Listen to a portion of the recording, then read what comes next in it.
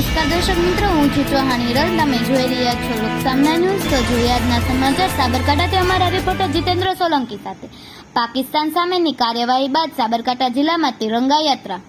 ભારતીય સેનાએ ઓપરેશન સિંદૂર થકી આતંકવાદને આપ્યો છે જડબાતોડ જવાબ. પહલગામ આતંકવાદ હુમલામાં બાદ ભારતીય સેનાએ હાથ ધર્યું છે ઓપરેશન સિંદૂર.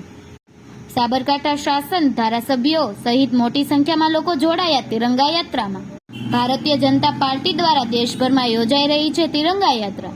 ભારતીય સેના આતંકવાદ સામે ચલાવી રહી છે વિશેષ ઓપરેશન સિંદૂર. ડીજે સાથે હિંમતનગરના મુખ્ય માર્ગ પર તિરંગા યાત્રા યોજાઈ.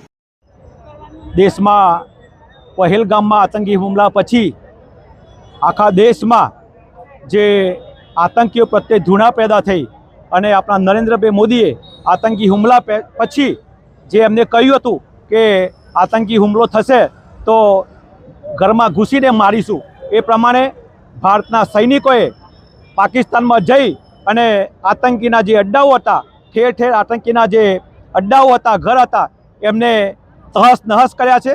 આજે આખા દેશમાં સૈનિકોના સન્માનમાં અને એમનું મનોબળ વધારવા માટે આખા દેશ અને ગુજરાતમાં અને આવતીકાલથી તમામે તમામ તાલુકા મથકે અને ગામડાઓમાં પણ આ તિરંગા યાત્રા થઈ રહેવા જઈ રહી છે. આવનારા સમયમાં પ્રજામાં પણ જાગૃતિ આવે એવા કાર્યક્રમો આ દેશની પ્રજા કરવા જઈ રહી છે.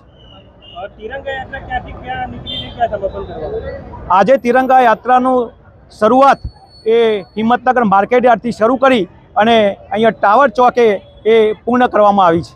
તો ફરી મળીશું એક નવા સમાચાર સાથે. ત્યાં સુધી જોતા રહો લોકસામના ન્યૂઝ.